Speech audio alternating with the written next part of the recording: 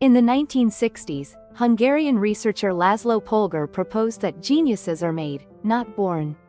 He designed an educational program to test his theory, leading to a remarkable family experiment that resulted in his 3 daughters becoming world-class chess players.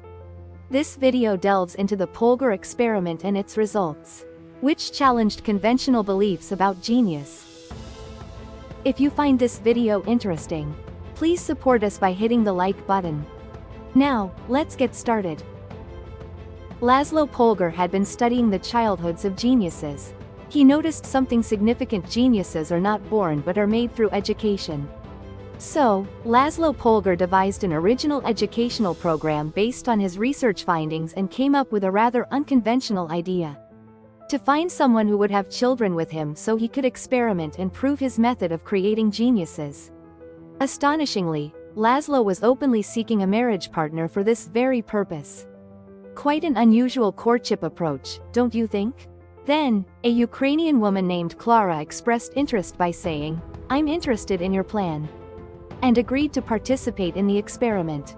They married, and in 1969, Klara gave birth, making the experiment finally possible.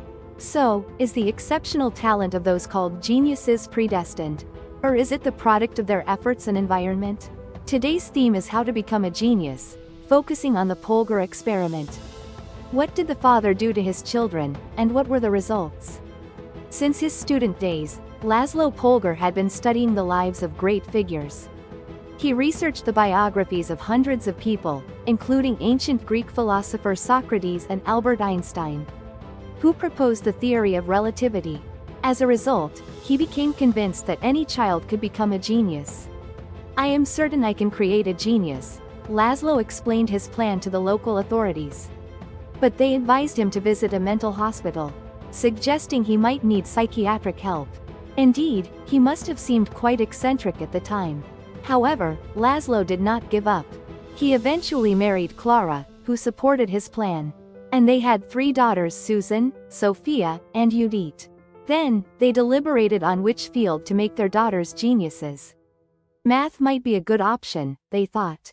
After many discussions, Laszlo and Klara decided to teach their daughters chess. Chess is an intellectual game. It was once known as a royal game, primarily played by aristocrats. Today, it has millions of players worldwide. So why did the parents decide to teach their daughters chess? It was because chess has a ranking system that makes it clear at what level a player is. Also, chess, a long-term intellectual battle, was male-dominated. It was believed that women couldn't handle it. The parents saw this as an excellent opportunity to overturn societal expectations, and aimed to raise their children to become world-class chess players. The Polgár sisters never attended school. The father later remarked about schools, "Schools do not make you love learning. They do not nurture an individual's potential. In short, schools make everyone equally mediocre." You might feel there is some truth to this. What do you think? So, the parents raised their daughters with a meticulously planned unique educational program. But, surprisingly, Laszlo Polgár knew nothing about chess. You might wonder how he could make his daughters world-class players. However, Laszlo had a secret strategy. He believed that the key to making a child a genius was early training and specialization. For example, the eldest daughter was immersed in chess from the age of 4. What exactly was her daily life like? The family lived in a modest apartment in Budapest. The small living room was filled with chess books, and chess illustrations decorated the walls. They had records of past matches, and the sisters enjoyed analyzing them. Astonishingly, they spent more than 5 hours a day on chess. Imagine a child focusing on chess for over 5 hours even for an adult. This would be quite grueling. To build stamina, the sisters' routine also included physical training. Moreover, the parents made every effort to ensure that the sisters could enjoy playing chess. What else did they do besides chess? They learned multiple languages. Unusually, the 3 sisters studied Esperanto. Esperanto is an artificial international language created by a Polish doctor in 1887. There are over 7,000 languages in the world today, but Esperanto, a new language that is nobody's native tongue, was created to eliminate discrimination and inequality. It is said that there are 2 million Esperanto speakers worldwide. In addition to Esperanto, the three sisters learned English, Russian, Spanish, and German. When the eldest daughter Susan was 4 years old, the family began frequenting a chess club in Budapest. Susan started defeating the gentleman there who had been playing chess for years. The following year, at the age of 5, she won all her matches in a tournament. Her remarkable success continued, and it wasn't just her.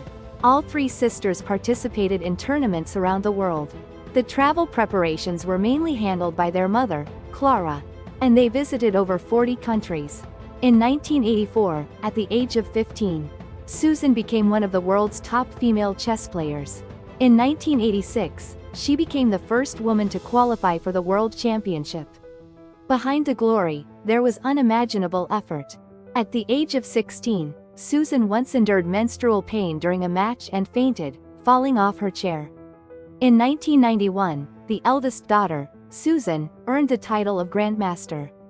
She was the first woman in history to achieve this title. The second daughter, Sophia, also won a tournament in Rome in 1989 and became one of the top female chess players. As for the youngest daughter, Judith, perhaps influenced by growing up in an environment where her two older sisters were deeply immersed in chess, she turned out to be the strongest. At the age of 12, she ranked in the top 100 chess players. And at just 15 years and 4 months, she became the youngest person in history to earn the title of Grandmaster. Judith climbed up to the 8th position in the world rankings. All three Polgár sisters achieved global success in the world of chess. As a result, Laszlo Polgár's experiment demonstrated, though with a very small sample size, his theory that genius is a product of upbringing and effort. Regarding this, Anders Ericsson, a psychology professor at Florida State University in the United States, stated, "Ordinary but long-term deliberate practice is the true key to success." When this professor investigated 78 German pianists and violinists by asking, "How much have you practiced so far?" he found that excellent individuals had spent 10,000 hours practicing by the age of 20. 10,000 horset is indeed the accumulation of daily efforts. So, what happened to the three sisters afterward? Susan, the eldest, has won 12 medals in the Chess Olympiad and runs a chess club, involved in nurturing children. The second daughter, Sophia, is said to have not blossomed the most in terms of results among the three sisters. But in fact, she had the most chess talent as a child. However, for Sophia, chess was not a competition but an art where pieces harmonized creatively. Her sister Susan said, "One does not always derive the greatest joy from what they are good at. Indeed, being good at something does not necessarily bring joy." The second daughter, Sophia, is dedicated to promoting chess and is also active in the art world. And then there is Judith Polgár, the youngest, who became the best female chess player in the world. It is said that no other genius female chess player like Judith will ever appear again. Her prowess is likened to climbing Mount Everest multiple times. She is truly a living legend. She continues to be involved in chess, providing sharp commentary and coaching the Hungarian men's team. And here is the most interesting part. After making his daughters top players, Laszlo Polgár received a proposal from a Dutch billionaire who was very interested in whether genius is born or made. This billionaire wanted to sponsor a project where 3 black boys from developing countries would be adopted and raised to be chess geniuses under Laszlo's guidance. Laszlo was ready to revolutionize the predominantly white chess world once again. However, this plan was cancelled. Why? Because Laszlo's wife, Clara, said, "Life is not just about chess. There are other important things that naturally come to us. Yes, we humans, including ourselves, plan and try to control our lives. But in life, there are various unimaginable events and setbacks beyond our control. However, there are wonderful learnings and encounters in those experiences, which make our lives more precious and profound." Thank you for watching. Don't forget to like, comment, and subscribe for more insightful content. Take care and see you in the next video. Goodbye.